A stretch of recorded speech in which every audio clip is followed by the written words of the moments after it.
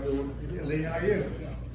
Good. Baylor just beat us physically. The running back had 30 carries, 207 yards, 6.9 yards.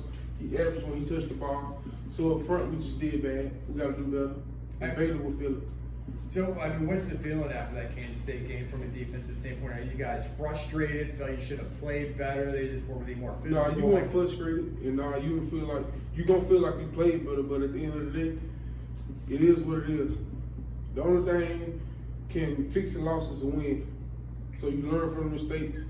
I had a crucial penalty on the second down, which I knew something happened before that. But if I didn't get that penalty on that second down, that hand to the face, it would have been 3rd and 8, and we would have stopped them. So it's just stuff you learn from.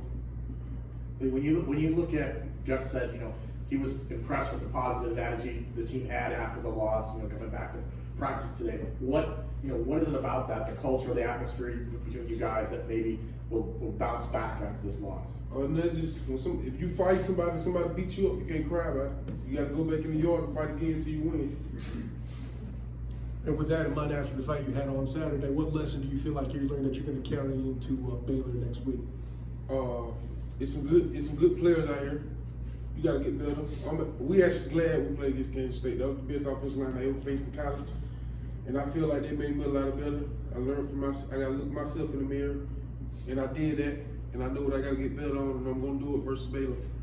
So Kansas State, what you practiced for, they started to show you some different things, and what was your adjustment to that?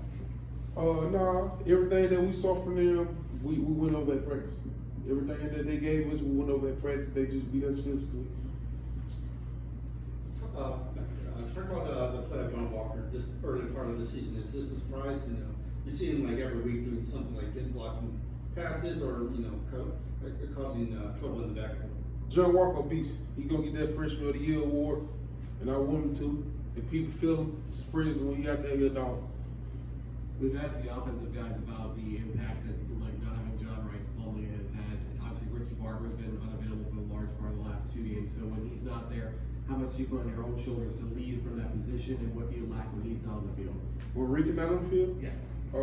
To be honest, I don't be have to put nothing on my shoulder because everybody in our D line have some dogs. Matt Alexander had a great game. Jay Walk had a great game. Kirby Shue had a great game. Everybody got out there and did their job. So it wasn't really no weight on my shoulder. I just had to focus on doing my job, and everybody else fell in line and did theirs. You got that first Big 12 game under your belt. You mentioned how physical they were, but what did you learn about playing at this level, in the Big 12 level from that game on Saturday? In crucial moment, you can't make little mistakes. That's what I really learned from it. And throughout the game, you got to start fast, and you got to start how you finish. Lee, what do you feel like has grown most, not only with just like your game, just like your leadership around the campus, just like a confidence around the program? What do you feel like you've gotten better at since you got here at UCF? Just being myself, not changing who I am as a person. You heard Gus talking about how physical Kansas State was. Like, what does that mean? Like, how does that actually translate to the trenches? And are you guys, you strive to be just as physical as a team like they were? No, we just as physical as them for sure. It's just they're gonna do the same thing and wait for you to be undisciplined. And they caught us in some undisciplined moments, and that's how they really won that game. What type of energy are you bringing into Baylor coming off the loss? The same energy I brought week 1. Let's go to the practice field and practice hard. I ain't gonna change who I am, but I'm gonna go even harder because we lost. So what's kind of the feeling as you go into this week? Are you guys kind of laser focused on what you got to do to correct things defensively? I mean, knowing how important every game is from here on out. We've been laser focused since week 1. You just learn from the mistake that we put on film as a team and get better from them. You guys come home and you get the first Big 12 home game here at UCF. It's been a long time coming. A lot of fans are excited about this moment. What is it for you guys? You realize the kind of monumentous moment this is going to be on Saturday.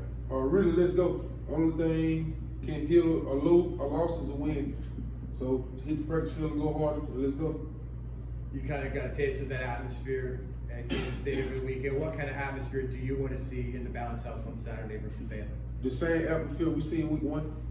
I know we're gonna see it again. The fans gonna come out and ready to get lit for us, as a lot of people say. So yeah, same atmosphere the Bounce House again.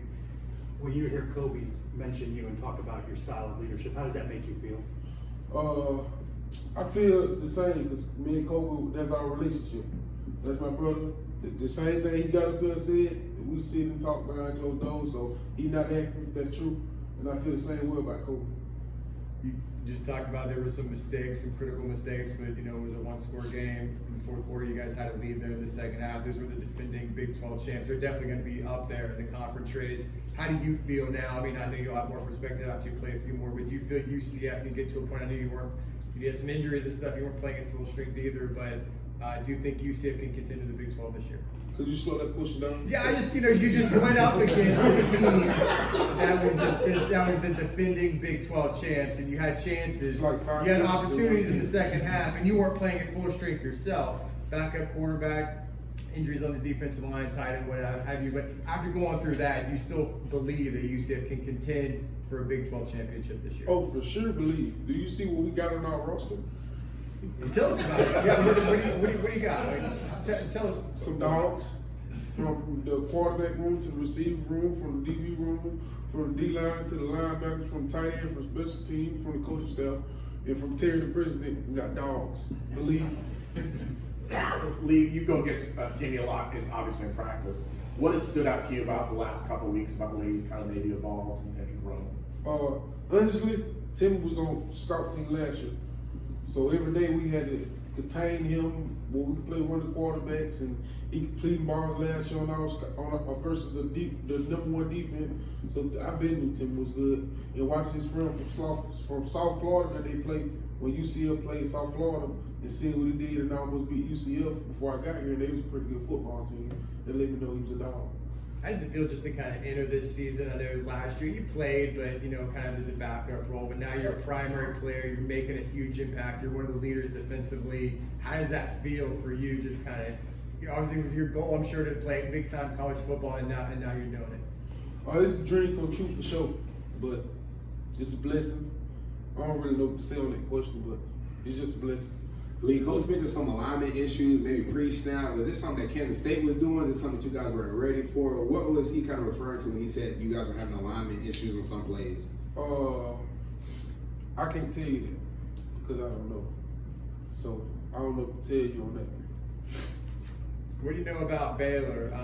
I know offensively they've had a starting quarterback that's been injured, and kind of like UCF. Maybe he comes back this week. I don't know. I know they've kind of had some difficulties how to play Texas, but what do you kind of know? What kind of offense are you expecting to face on Saturday? Baylor 1-2 or whatever their record is, but you're gonna get the A game.